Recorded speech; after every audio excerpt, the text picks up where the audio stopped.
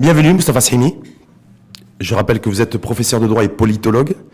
On va revenir un petit peu sur les travaux de cette deuxième table ronde qui s'est tenue à Genève avec les différentes parties prenantes du conflit régional. Qu'est-ce qu'il faut retenir? Qu'est-ce que vous avez retenu? Et qu'est-ce qu'il faut avoir à l'esprit aujourd'hui dans le cas de cette deuxième table ronde onusienne, en tout cas sous l'égide de l'ONU? Ce que l'on peut retenir de ce rendez-vous qui a eu lieu près de Genève, les 21 et 22 mars courant, c'est un certain nombre de choses. La première, c'est que ce rendez-vous a eu lieu. Il y a eu un premier rendez-vous les 5-6 décembre à Genève, et puis un deuxième rendez-vous donc qui s'est tenu. Ce qu'on peut retenir aussi, c'est...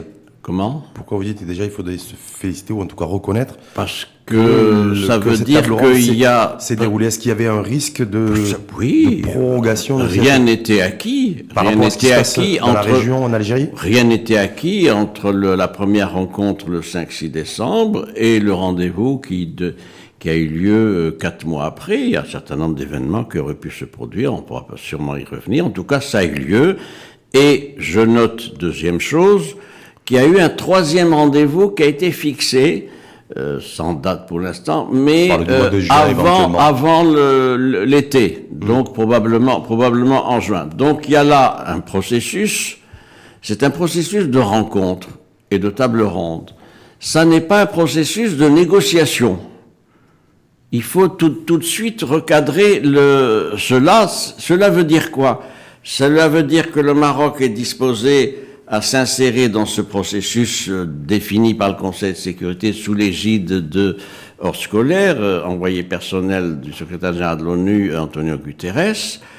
Il est allé à ce deuxième rendez-vous de bonne foi et avec une bonne disposition d'esprit, mais il est bien évident qu'on ne va pas continuer à se revoir dans le cadre de table ronde. Je veux dire quoi par là? Oui, je veux dire par quoi? C'est-à-dire qu'il y a un moment... Et d'ailleurs, notre ministre des Affaires étrangères l'a dit dans sa brochure, il y a un moment où il faut s'attaquer au dur, au fond.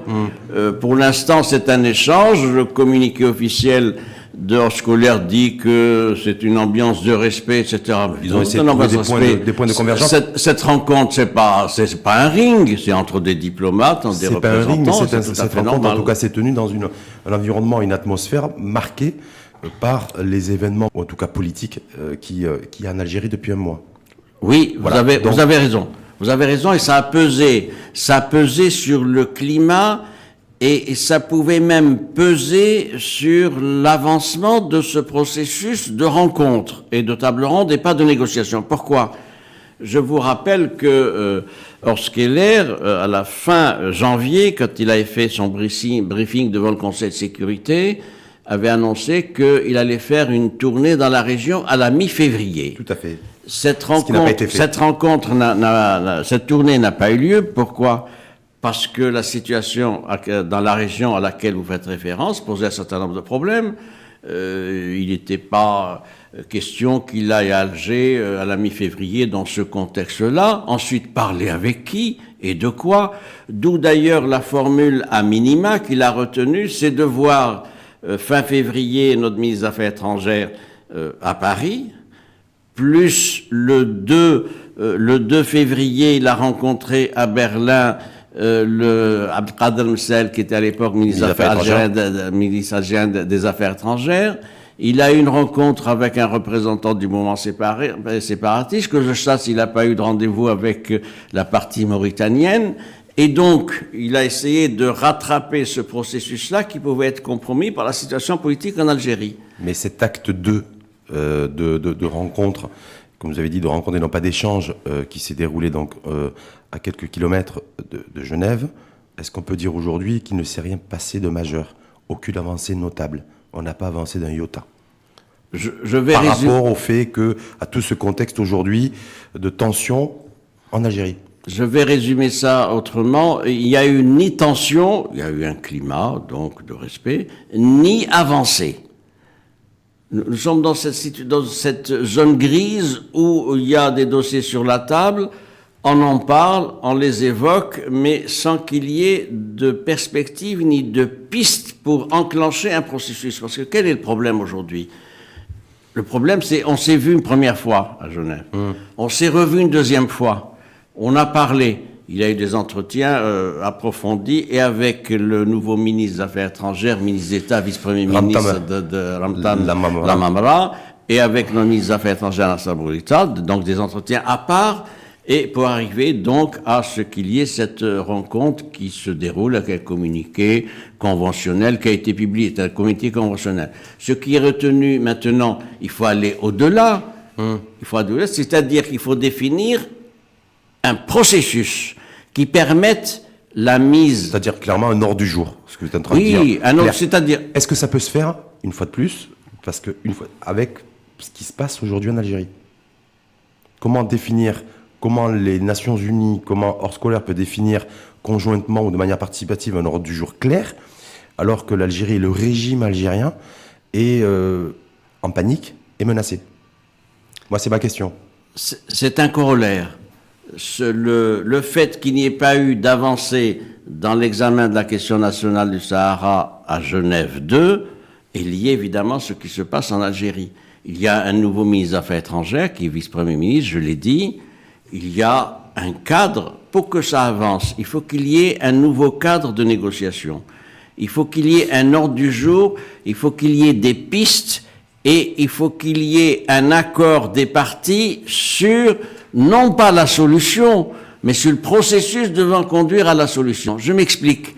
La solution, elle est verrouillée. C'est la position marocaine constante. C'est toutes les formules possibles de règlement doivent arriver à la primauté et à la consécration du projet marocain d'autonomie interne qui a été déposé en avril 2007 au Conseil de sécurité. C'est un texte qui n'est pas immuable.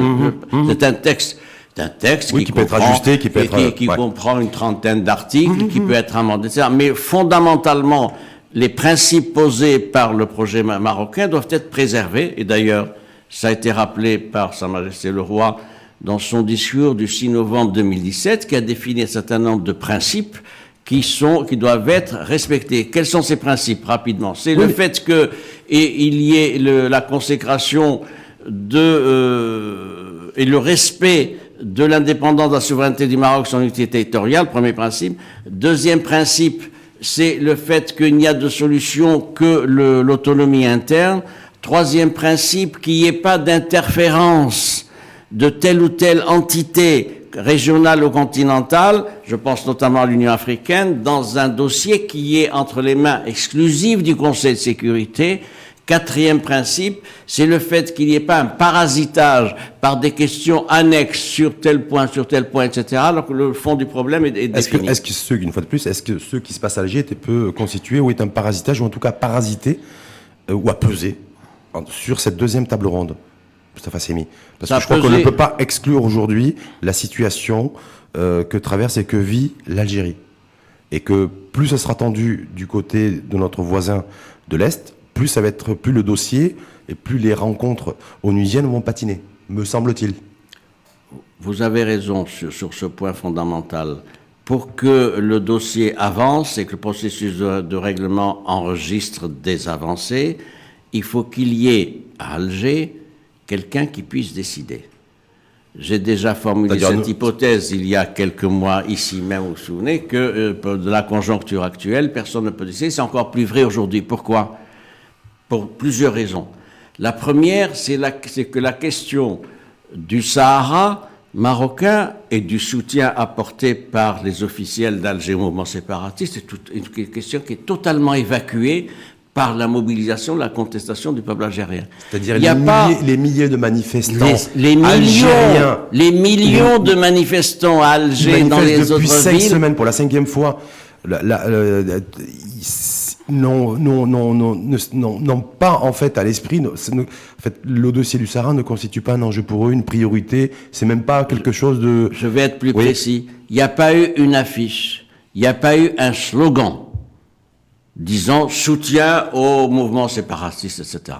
Alors ça a quelles conséquences? Ça a conséquence, c'est un recadrage de la question du Sahara par rapport à l'ordre du jour qui est actuellement en débat au niveau du peuple algérien. plus personne ne pose ce problème-là. Les problèmes sont des problèmes de changement de système, on va sûrement y revenir. Les problèmes ne sont pas de trouver une solution donc à un différend artificiel. Ça veut dire quoi sur Deuxième élément, si vous permettez, ça affaiblit la position du système institutionnel et des dirigeants qui faisaient de la question de soutien au mouvement séparatiste un des points forts et un des vecteurs de leur diplomatie. Vous savez, la diplomatie algérienne, elle est mobilisée sur quoi? Je vais le dire et le redire. Elle est mobilisée sur la question du Sahel avec les problèmes qu'il y a au Mali, où ils ont des objectifs opaques. Et elle a un autre volet sur le plan du soutien au mouvement séparatiste comme facteur de nuisance par rapport au Maroc. Si bien qu'aujourd'hui, il y a un autre effet collatéral et même direct de la situation politique en Algérie sur la position du mouvement séparatiste.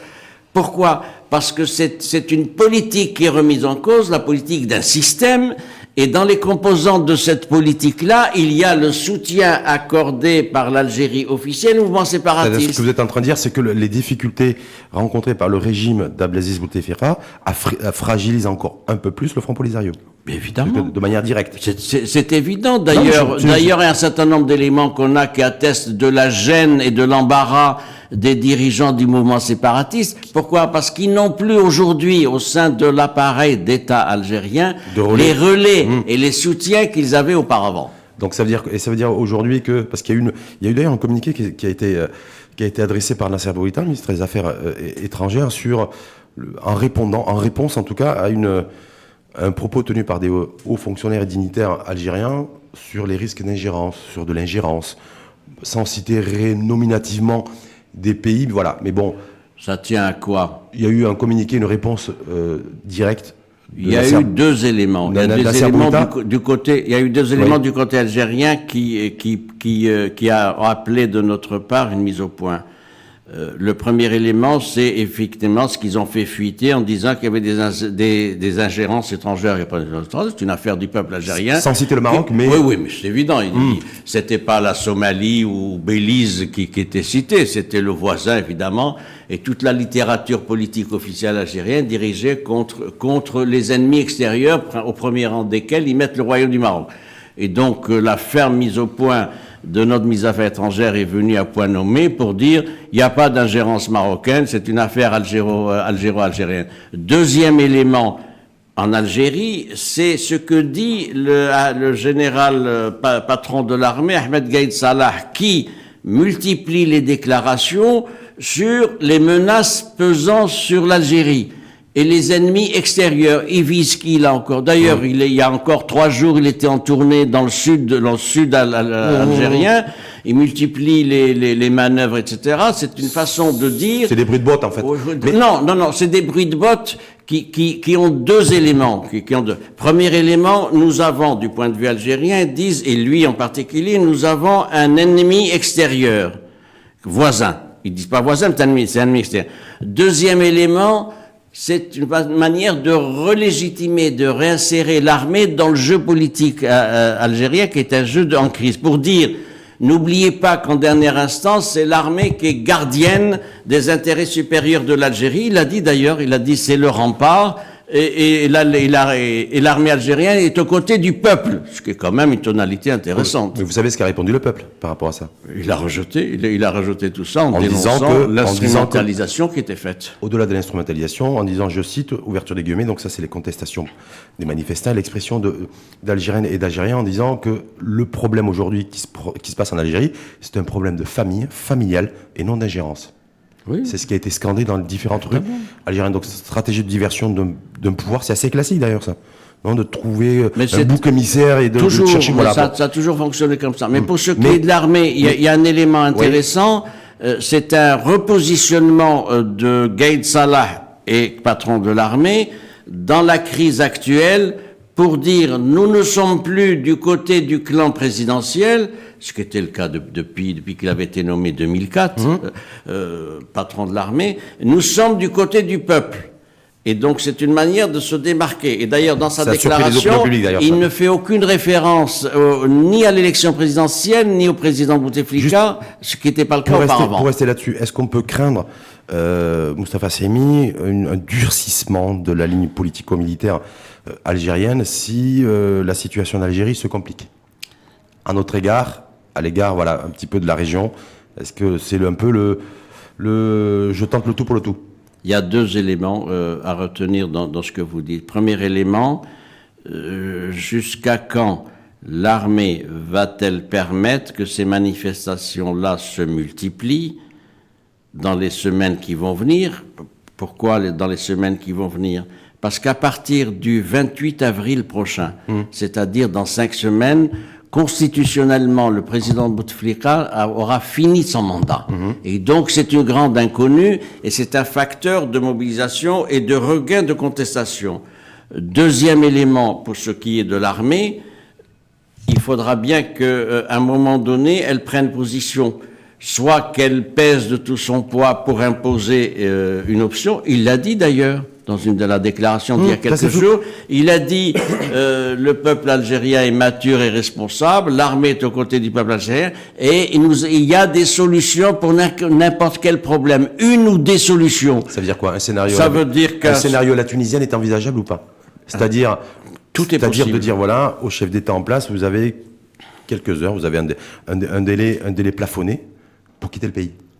C'est ce qui s'était passé en Tunisie. Non, ça se peut. Voilà, mais est-ce que ce schéma tunisien ne jouera pas en Algérie? Oui. L'hypothèse que je privilégie pour ma part, c'est qu'il y ait des provocations et des situations de tension telles que l'armée trouvera l'occasion de dire je mets bon ordre dans ce dossier-là. Soit que ça vienne de provocateurs et de casseurs, mais ce qui n'est pas le cas. Pour l'instant, il y a beaucoup de maturité et d'esprit de responsabilité des manifestants. C'est très pacifique. Mais il peut y avoir des provocations.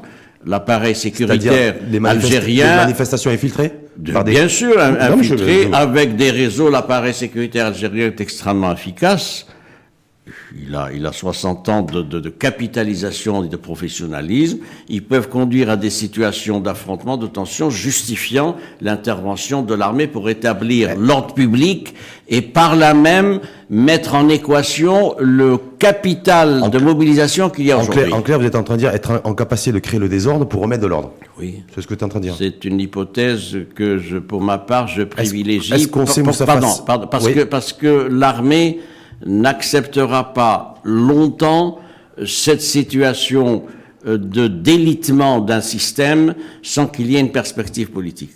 Pour le pays. Pour le pays, voilà. Est-ce qu'on sait à qui obéit, ou en tout cas avec qui il y a une vraie connectivité pour l'armée algérienne? Avec qui elle est? Est-ce que c'est l'armée russe? Est-ce que c'est l'armée américaine? Est-ce que c'est l'armée française? C'est en clair, est-ce que c'est Paris? Est-ce que c'est Moscou? Est-ce que c'est Washington? Il y a plusieurs aspects dans votre question. Il y a l'aspect militaire, il y a l'aspect politique et diplomatique. Mais là, on est sur le militaire. Sur le militaire, il est bien évident que Moscou a de grands intérêts et de grands contrats avec l'armée algérienne, c'est connu. Les contrats sont 10 milliards de dollars par an renouvelés, permettant d'ailleurs des rétrocommissions que tout le monde sait aux uns et aux autres, j'y reviens pas.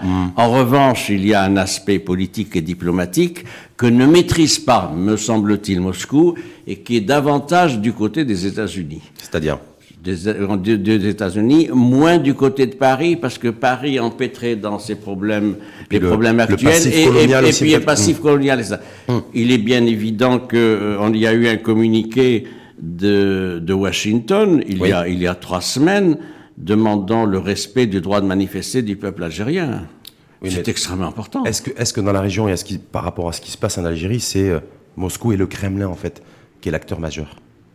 C'est pas Moscou, c'est Washington. C'est Washington? C'est Washington qui principalement pèsera... Comment vous expliquez les conférences de presse et les prises de parole d'ailleurs de Sergueï Lavrov, le ministre russe des Affaires étrangères, au travers de ce qui se passe en Algérie, y compris une conférence de presse commune d'ailleurs avec le ministre des Affaires Parce que la Mamra, qui est ministre d'État des Affaires étrangères, vice-premier et vice-premier ministre aujourd'hui, il a fait une tournée. Il a fait Rome, Berlin et Moscou.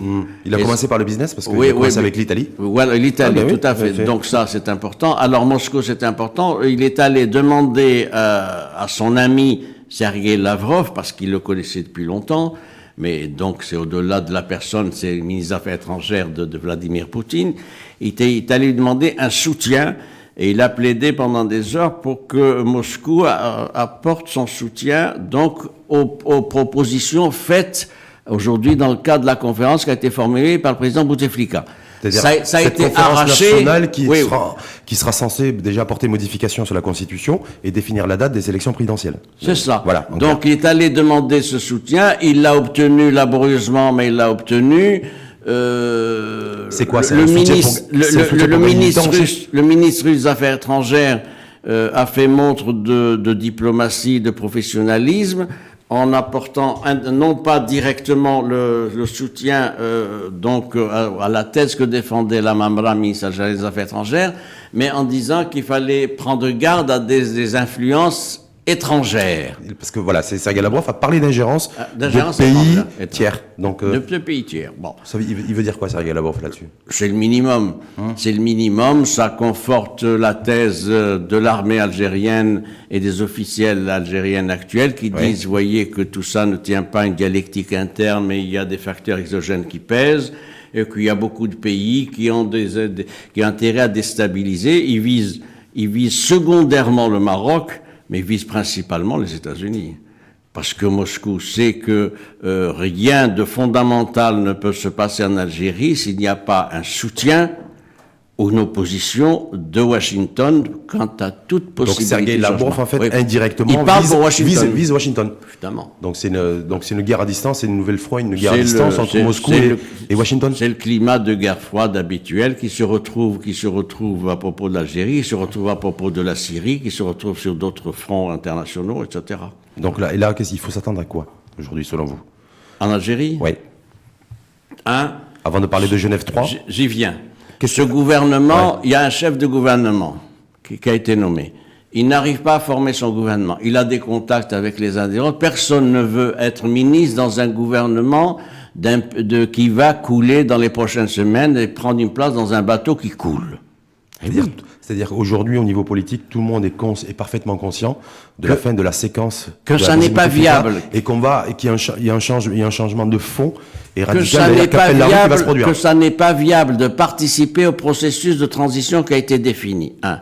2. Il y a l'Akhdar Ibrahimi, qui est pressenti pour être président de la conférence nationale de transition, qui a commencé des contacts d'ailleurs à Alger, avant d'être ces jours-ci à Pékin, dans le cadre d'un comité des sages, mais il n'a pas eu, ça passe pas. il a pas eu de succès. Oui. Il a contacté l'opposition qui a décliné.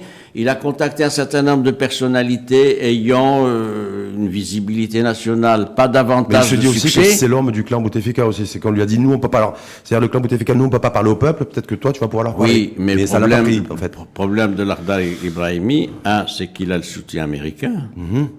Tout le temps, il a eu le soutien américain. Il faut le savoir.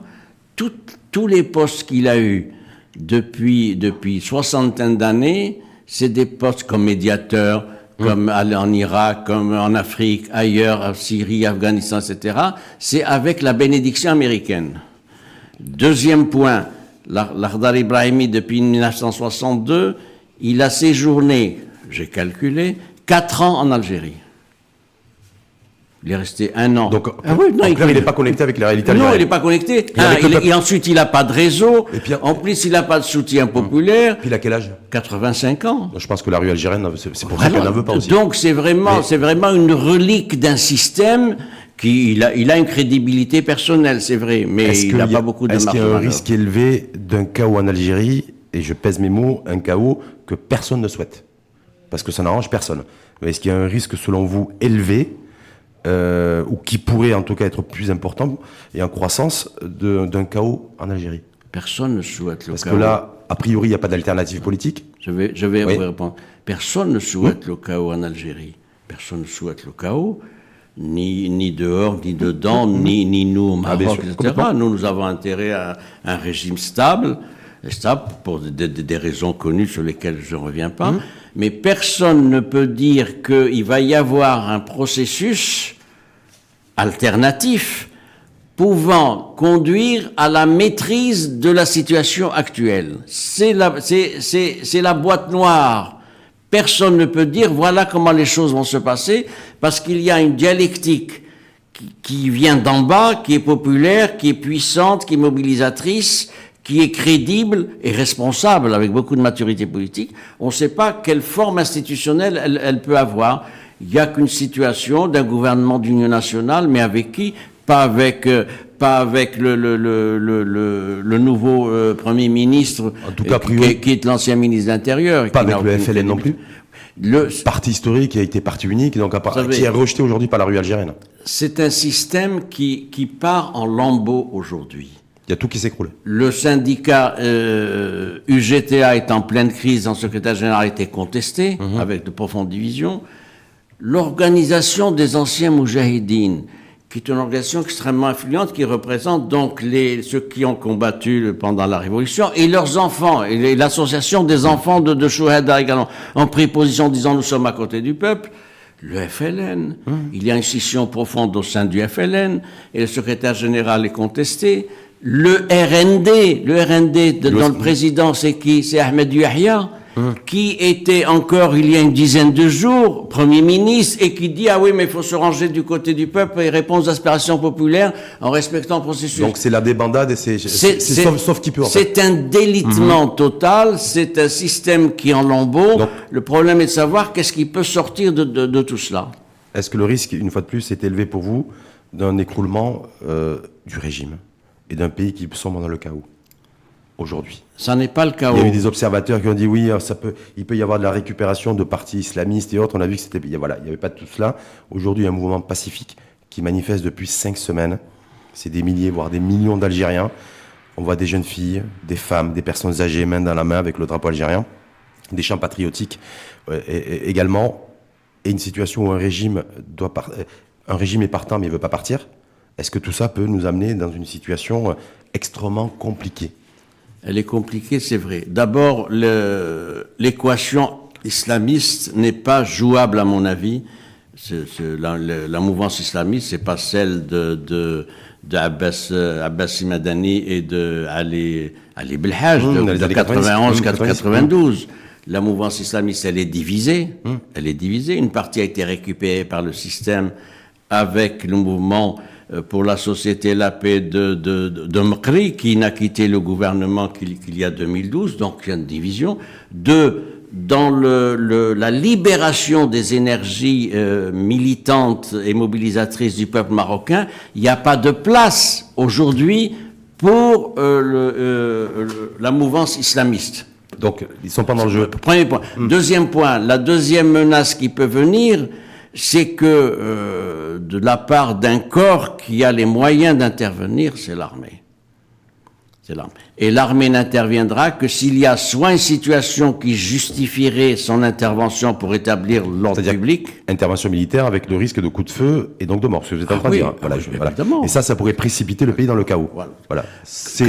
Chaos non, parce que il y aura quand même, vous savez, c'est un pays qui a des institutions, c'est un pays qui a une élite, et puis il y a ce capital exceptionnel de mobilisation du peuple algérien, c'est-à-dire que le peuple algérien sortira pour qu'il n'y ait pas le chaos.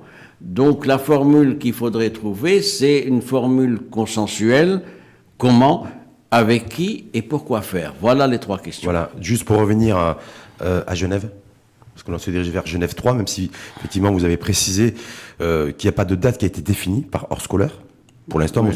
Avant l'été, en tout cas juin, juillet, mais ça risque d'être tributaire aussi de la situation évolutive en Algérie et du côté d'Alger. Entre-temps, il y a le mois d'avril, Conseil de sécurité, où on va examiner comme chaque année un petit peu la situation. L'agenda est le suivant. Hors scolaire va faire son rapport donc au Conseil de sécurité, lequel rapport va être repris. Il va faire rapport d'abord à Antonio Guterres, qui est son patron.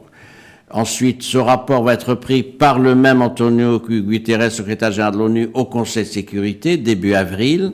Ensuite, il va y avoir 2-3 semaines de contact pour arriver fin avril à une résolution qui viendrait succéder à la résolution 2440 aujourd'hui. Alors, il y a un premier problème qui va se poser, c'est la reconduction du mandat de la MINURSO. C'est 6 mois, vous le savez. Mon hypothèse, ça sera encore 6 mois. Bien. Deuxième point, que va décider le Conseil de sécurité? Je pense qu'il ne va pas décider grand-chose. Il va reprendre les points de la précédente résolution, la 2440, et dire inviter les partis à faire montre d'esprit de dialogue. Parce que là, on peut imaginer aussi que cette réunion au Conseil de sécurité sera aussi imprégnée, j'ai envie de dire, de ce qui se passe à Alger. Oui, parce que... Et la preuve sera faite une fois de plus que c'est un dossier marginal au niveau de la communauté internationale, c'est un dossier marginal. Prenez les tensions qu'il y a dans le monde. Je vous assure que la situation à propos du Sahara marocain, c'est le 50e point, 60e point dans l'échelle de gravité. Tout le monde sera attaché, je pense, à la reconduction du mandat de la MINURSO, à insister de nouveau sur la nécessité de poursuivre le processus, d'autant qu'il y a une 3e rencontre qui est prévue pour le juin ou juillet. Avant l'été prochain. En tout cas, ben ouais, c'est bien de repréciser aussi un petit peu les choses et l'agenda aussi avec les enjeux et les enjeux qui seront dictés et rythmés, me semble-t-il, avec au travers de ce qui se passe du côté d'Alger, de l'Algérie, où une fois de plus, personne ne souhaite. Personne ne souhaite, mais il y a des problèmes au niveau de la région. Oui, des problèmes régionaux. Et vous savez, le premier problème, c'est l'intégration économique de la région. Non, je pense que c'est le problème sécuritaire. Oui, mais vous savez que Horst Kohler a parlé de la dimension économique de ce fameux union du Maghreb arabe, union du Maghreb économique. Pour une véritable inclusion. Il a insisté tout le temps sur cet aspect-là. Ça, c'est nouveau. Dans son communiqué, c'est la première fois il parle de la dimension Maghreb, que la résolution de la problématique permettra de... C'était dans le précédent rapport. C'était dans le précédent rapport. Il y a le fait qu'il faut une normalisation de la situation dans la région pour permettre un regain de croissance au niveau du Maghreb. Vous savez que le non-Maghreb coûte 3% de croissance à chacun des pays. Deuxième élément, pour que les choses avancent, il faut qu'il y ait des mesures de confiance. Vous avez vu les communiqués communs. Mesures de confiance, c'est quoi? C'est d'abord qu'il y ait la reprise de la desserte aérienne entre Tindouf et l'Ayoun, que les familles puissent reprendre les flux et les transports. C'est le minimum. Ouais. Ça fait partie des mesures de confiance. Mesures de confiance aussi, c'est qu'il faut qu'il y ait une normalisation des relations entre Rabat et Alger. Le souverain a fait une proposition de dialogue, de mise à plat de tous les dossiers. Il n'y a pas eu de suite. Parce que, une fois de plus, personne ne peut décider quoi que ce soit en Algérie. Voilà, mais en tout cas, espérons que les choses aussi rentrent dans l'ordre en Algérie, parce que ça permettra aussi de relancer tous les différents processus et de construire enfin peut-être une vision d'une intégration économique dans la région. Oui, mais ça suppose qu'un certain nombre de problèmes soient réglés. J'ajoute la préoccupation régionale en 2 mots. La Tunisie est extrêmement préoccupée par la situation d'Algérie, parce qu'avec les possibilités de débordement sur ses frontières, vous avez le Mali, vous avez la Mauritanie, la Mauritanie, etc. Le Niger et également. Donc c'est un dossier qui est suivi avec beaucoup d'intérêt et de préoccupation. Surtout par rapport à ce qui s'est passé en 2011 et la chute du régime de Mouammar Kadhafi et toutes les conséquences directes et impacts indirects que ça a produit dans la région. Merci en tout cas, Moustapha Saimi. Merci à vous. Je rappelle que vous êtes professeur de droit et politologue pour cet éclairage, ce fin éclairage de la situation à la fois de Genève 2, de la perspective de Genève 3, mais surtout de la situation que traverse aujourd'hui l'Algérie, avec les mouvements de contestation et une mobilisation qui ne faiblit pas. Merci à vous et belle journée. Merci à vous.